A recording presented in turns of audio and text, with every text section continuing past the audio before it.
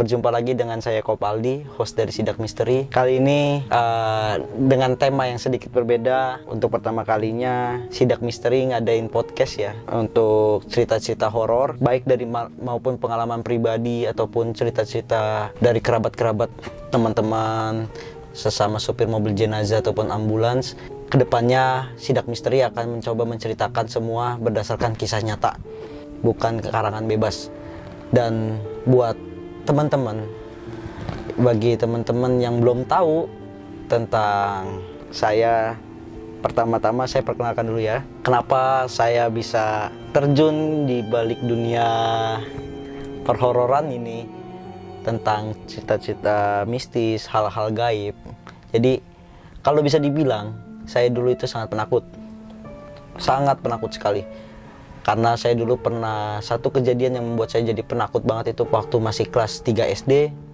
Itu saya pernah ditampakin, pernah diliatin di rumah dengan penampakan setan yang wujudnya cuma kepala doang, dengan muka penuh luka dan darah. Semenjak saat itu, saya itu sangat penakut banget. Bahkan untuk ke kamar mandi, kalau malam aja, itu harus bangunin nyokap dulu buat ditemenin. Kalau misalkan nggak ada, nyokap tidur ataupun susah dibangunin, terpaksa harus nahan buang air kecil. Semua itu berubah 100% ketika saya menjadi sopir mobil jenazah. Waktu itu sekitar kelas 3 SMA, saya suka banget manasin mobil ambulans yang ada di lingkungan saya setiap habis sholat subuh. Jadi terbiasa, dan itu juga menjadi pengalaman saya membawa mobil. Jadi saya itu bawa mobil itu belum pernah ada yang ngajarin sama sekali. Jadi cuman belajar sendiri, dan awalnya manasin mobil, nggak lama maju mundur, belajar maju mundur, akhirnya muter komplek, akhirnya sampai berani bawa ke jalan raya. Dan pertama kali saya bawa ke jalan raya itu cuman bawa jenazah saat itu. Nah, dari semenjak saat itu, bagi saya hal-hal goib, hal-hal mistis tentang hantu ataupun suara-suara yang mungkin berasal dari goib itu menjadi sebuah kebiasaan bagi saya, dan saya tidak kaget lagi dengan hal-hal seperti itu, dan menjadi saya seorang pemberani. Dan dari semenjak saat itu saya tahu cara mengandalkan hawa takut saya, karena ketika kita nggak menguasai hawa takut kita, rasa takut kita, itu bakal kejadian. Oke. Semenjak saat itu saya sangat suka, bukan sangat suka sih ya, saya sangat percaya kalau misalkan kita itu berdampingan dengan dunia yang namanya dunia gaib, hal-hal mistis itu kita berdampingan banget gitu kan. Tapi bukan berarti saya takut ya, bukan berarti saya takut saat ini. Dan buat teman-teman, itu sebenarnya nggak patut untuk ditakutin ya, hal-hal yang gaib kayak begitu, karena ya kita lebih sempurna sih gitu kan, manusia bagi saya lebih sempurna. Nah, saat ini mungkin saya akan menceritakan suatu cerita yang berbeda. Biasanya teman-teman tahulah saya selalu menceritakan di mana-mana pengalaman saya di mobil ambulans. Untuk hari ini saya akan menceritakan pengalaman mistis saya selain di mobil ambulans. Yang pertama yaitu pengalaman mistis saya ketika saya menolong teman saya yang terkena santet. Kedua, pengalaman saya waktu naik gunung bersama teman-teman dari remaja masjid lingkungan saya. Buat teman-teman, sebelum mendengarkan cerita saya lebih lanjut, bagi yang belum subscribe silahkan subscribe, dan tetap ikuti terus Sidak Misteri. Satu pesan saya, merinding boleh, takut jangan. Pengalaman mistis saya yang pertama yaitu tentang menolong teman saya yang saat itu kena santet, yang pada awalnya kita semua nggak tahu kalau dia kena santet. Jadi ceritanya sekitar pukul 12 malam kurang lebih ya, tapi nggak lebih lah, kurang dari jam 12 malam itu saya nongkrong dengan 3 orang teman saya, dengan 2 orang teman saya, maksudnya saya bertiga dengan 2 orang teman saya. Saat itu kita lagi nongkrong di depan rumah, lagi bermain game mobile, game PUBG ya, game PUBG. Ketika kita lagi main games, datang sebuah mobil yang dimana kita semua tahu kalau mobil itu adalah mobil pacar dari teman kita gitu kan, sebut aja pacarnya si Melati. Tiba-tiba si Melati turun dari mobilnya, si pacarnya tersebut, dan menegur saya, "Woi pal," gitu. Dan di situ saya langsung menegur dia, menyaut tegurannya dia dengan bahasa kasar, dengan bahasa kayak gini, "Oi Melati," ya kan, gitu doang. Tapi dia tanpa raut muka yang kayak lagi ada masalah gitu loh mukanya. Tapi di situ ketika dia masuk ke dalam rumah, saya sepintas spontan ngomong kepada dua orang teman saya, ngomong, "Itu si Melati kesambet apa? Kok beda?" Tapi nggak ada yang menggubris, sama sekali tidak ada yang menggubris omongan saya, cuman sekedar denger aja gitu. Dia masuk ke dalam rumah, kita pindah ke teras rumah kita, ke teras rumah saya. Gak nyampe 3 menit, salah satu teman saya yang lagi nongkrong sama saya itu ditelepon oleh adiknya si Melati. Dengan wajah kaget, dia ngomong ke saya, "Woi pal, bener kata lu, si Melati kesambet, kesurupan." Karena gue lagi main game, akhirnya saya suruh dia untuk kesana duluan. Ya udah, lu kesana aja duluan, nanti gue nyusul setelah 1 game ini, karena gamenya masih belum selesai main PUBG. Dulu PUBG itu barunya nongol, jadi bikin semua orang tuh tergila-gila sama game itu. Gak lama dia keluar, mobil pacarnya lewat. Gak lama mobil pacarnya lewat, telepon saya bunyi. Dia nanya ke saya, "Lu udah selesai belum?" Terus langsung saya jawab, "Itu tadi yang keluar mobilnya itu sama lu?" "Iya, sama gua," katanya dia, kata teman saya itu. "Lu gila," jawaban saya waktu itu. "Lu gila bawa orang kesurupan di dalam mobil.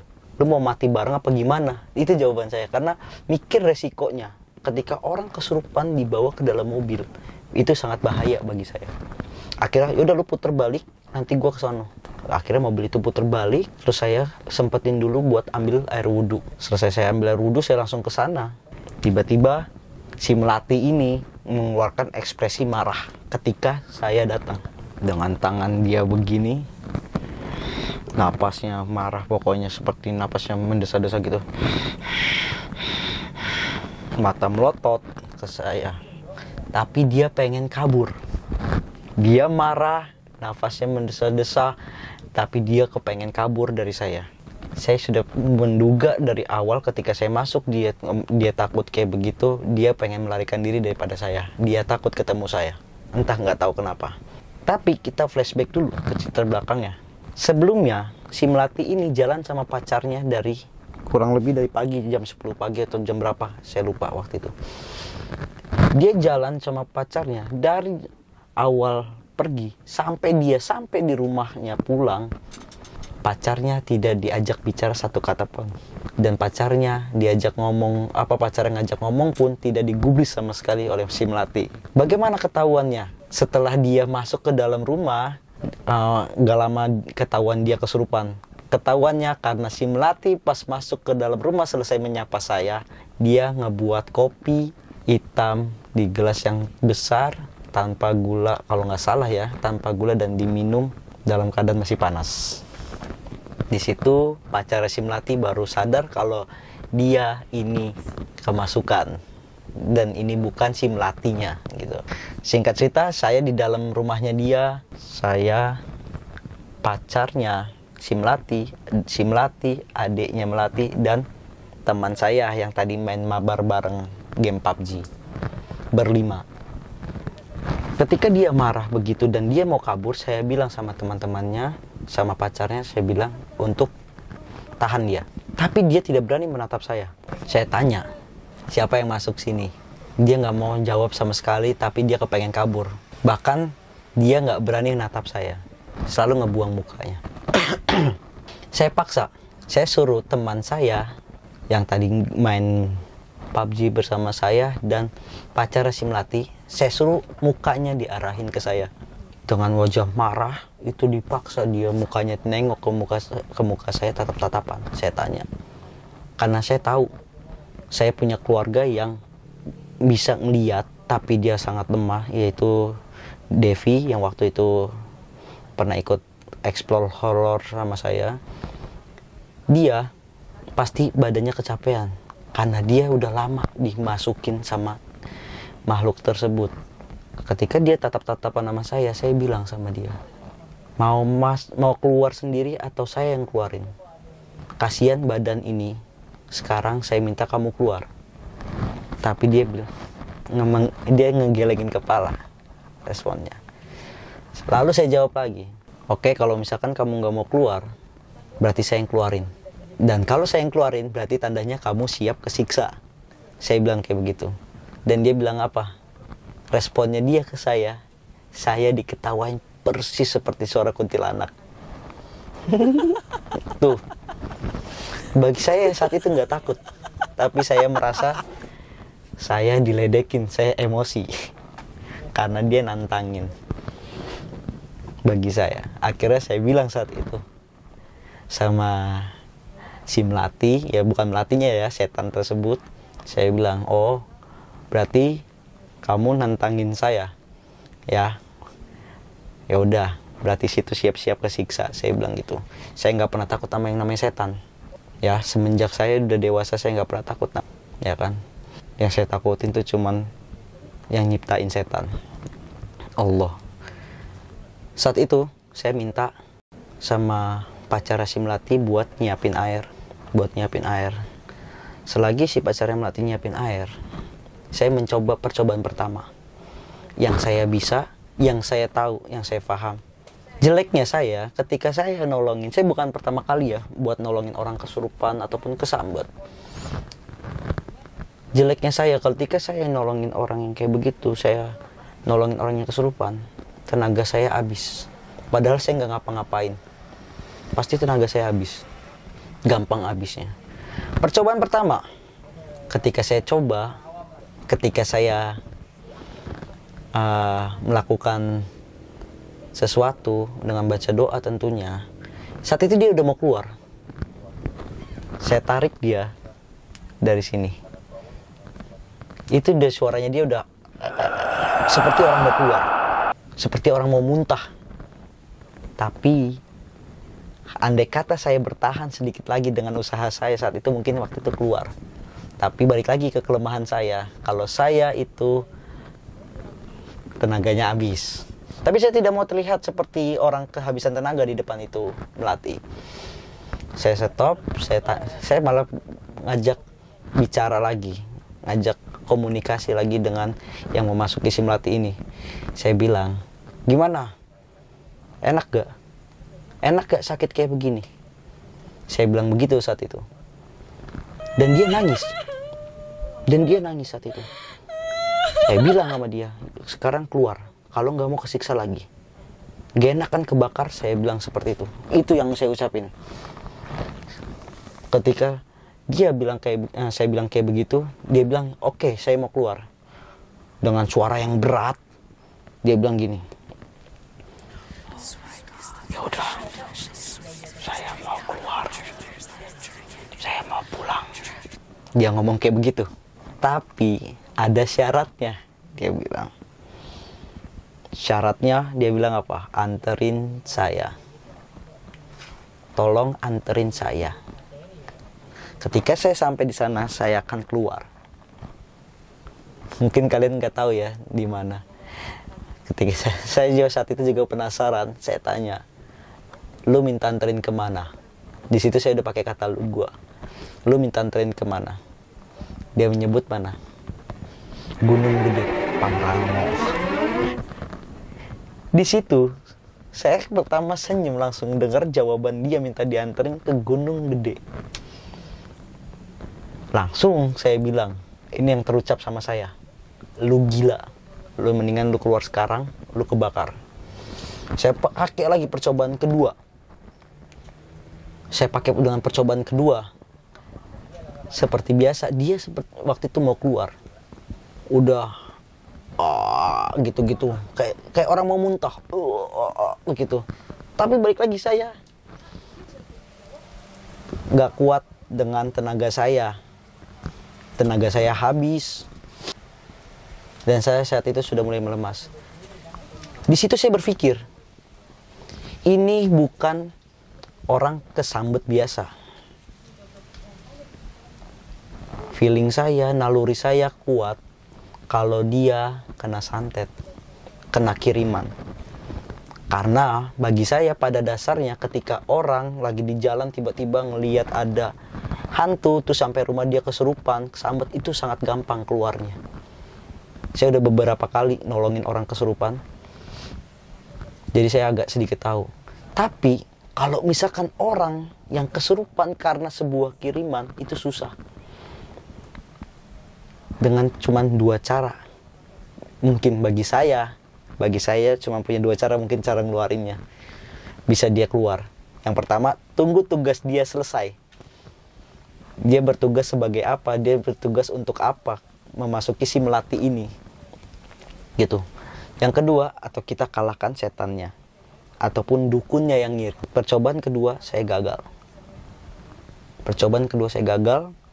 Akhirnya saya minta bantuan sama bapaknya si melati. Saat itu bapaknya melati tidak keluar. Bapaknya melati dibangunin sama adiknya melati. Keluarlah bapak dan ibunya melati. Di situ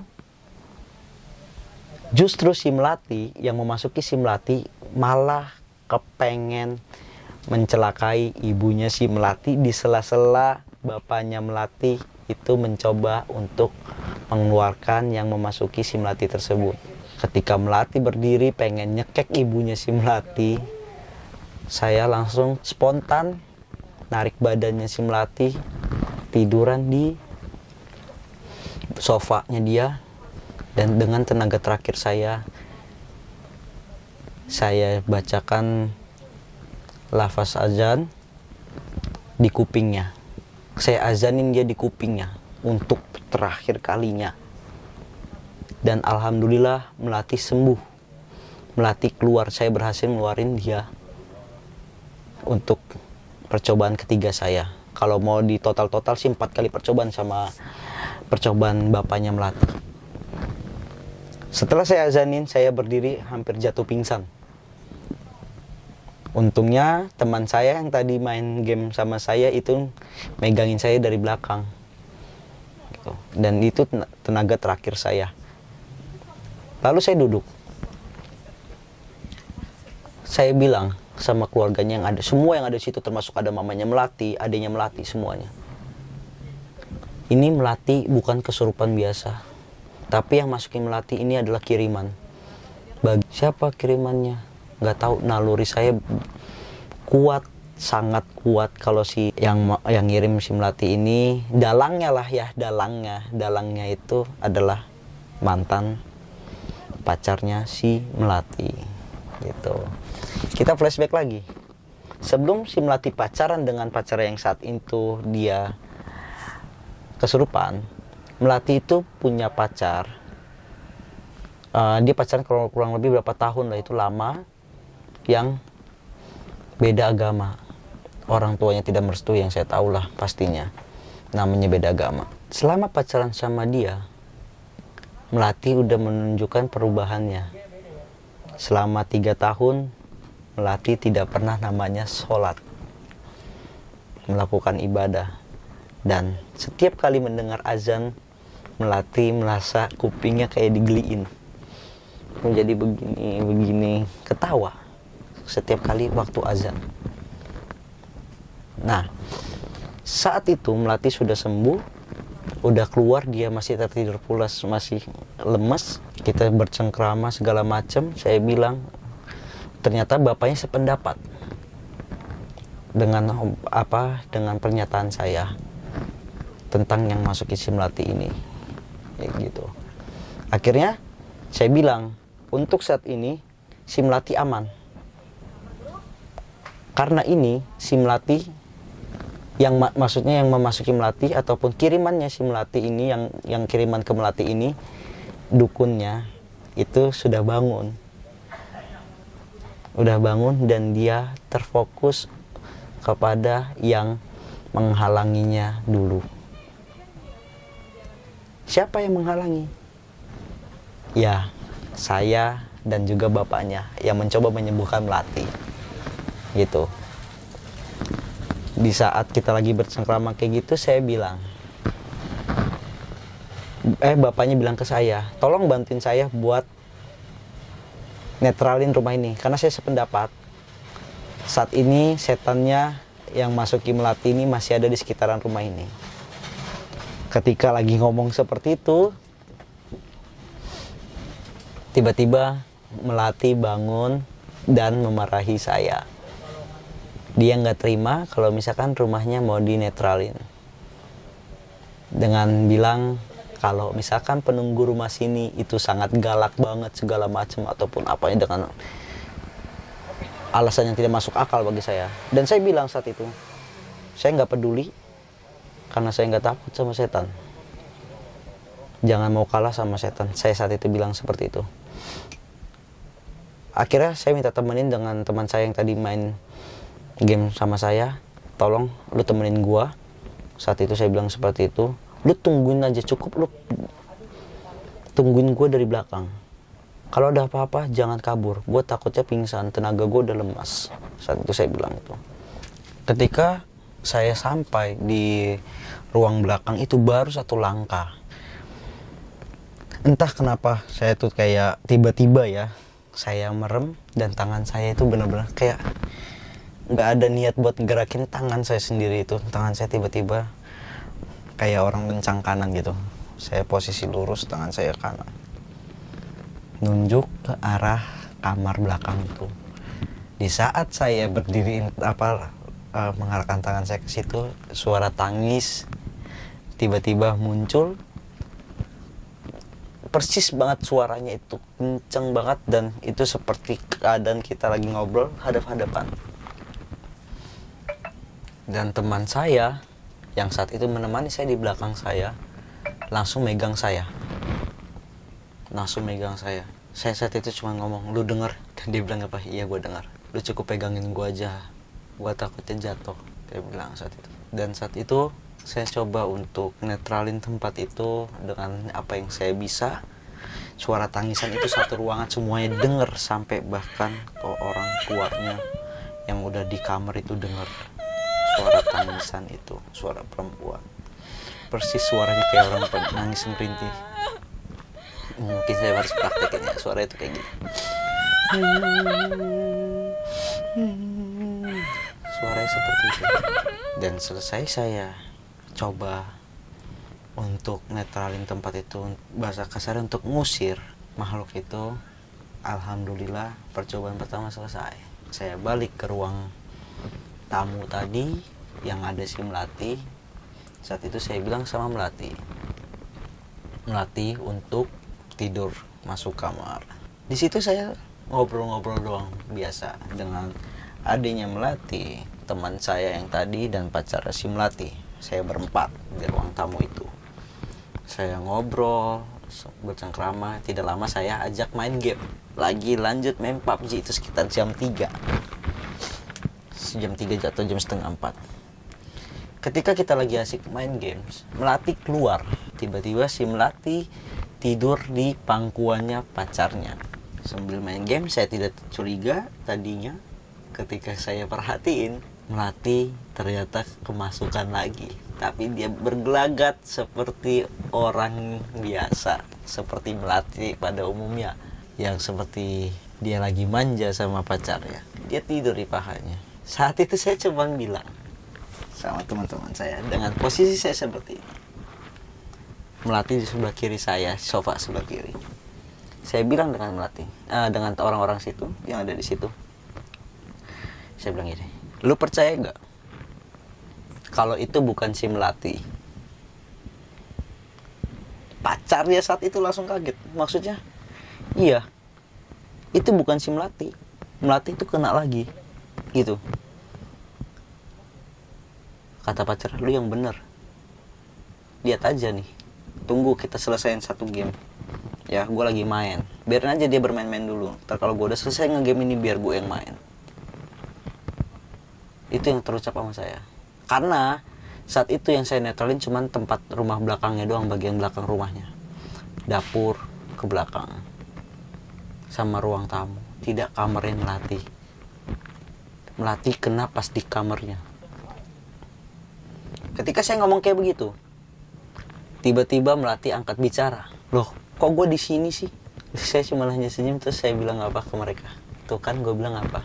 Melati pun sadar, ngomong kok gue ada di sini sih, tadi kan gue tidur di kamar. Malah marah ke cowoknya si Melati. Nah saat itu saya bilang sama Melati sebelum dia masuk ke kamar untuk minum dulu air dari saya, dan juga saya minta dia untuk ambil air wudhu sebelum tidur lagi. Saat itu dia mengikuti apa yang saya bilang. Dia masuk kamar, gak lama dia gak kenapa-napa, dia tidur pulas. Saya azan subuh pulang ke rumah. Sampainya saya di rumah, pulang, baru buka pintu, saudara saya, sepupu saya, kakak sepupu saya keluar dari kamarnya, ngedengar saya masuk. Dia keluar, dan di situ saat itu ada nenek saya yang lagi sholat. Selesai sholat, dia bilang apa? Nenek saya kan dipanggilnya Mbah Uti ya. Uti. Kakak sepupu saya bilang, dari jam 3:30 di rumah sebelah ngedengar suara tangisan kenceng sekali. Yang ngedengar sepupu saya itu. Dan saya dalam hati cuma bilang, bener apa yang dibilang itu. Untuk saat ini Melati aman. Mungkin aman, atau memang bisa juga aman selamanya. Antara kita ngalahin dia ataupun dia udah kalah, atau juga dia bisa juga nanti dia balik lagi. Tapi saya pastikan dia aman. Dan gangguannya itu ada di rumah saya. Suara tangisan dari jam 3:30 sampai azan subuh baru selesai, yang didengar oleh sepupu saya. 3:30 itu yaitu jam ketika saya udah netralin tempat pas lagi ada suara tangisan itu. Dan alhamdulillah sekarang Melati udah nikah, alhamdulillah anaknya udah mendekati 2, satunya lagi masih dalam kandungan, dan alhamdulillah dia udah kembali seperti Melati yang dulu, dan dia hidup bahagia sama suaminya lah sekarang, bukan pacarnya. Jadi mantannya ini sakit hati dengan Melati yang putus sama mantannya ini. Melati dibuat nggak lama ataupun dibuat hubungannya tidak mulus dengan siapapun agar si Melati balik lagi ke mantannya itu. Dibuat dia berantem terus, dibuat pacarnya nggak betah sama dia. Dan yang parahnya lagi, selama Melati kena santet itu, Melati punya halusinasi untuk bunuh diri. Sering punya halusinasi untuk bunuh diri. Setiap apapun yang dia pegang, contoh misalkan pisau, dia selalu berpikir jika pisau ini dipotong di nadinya dia, itu enak.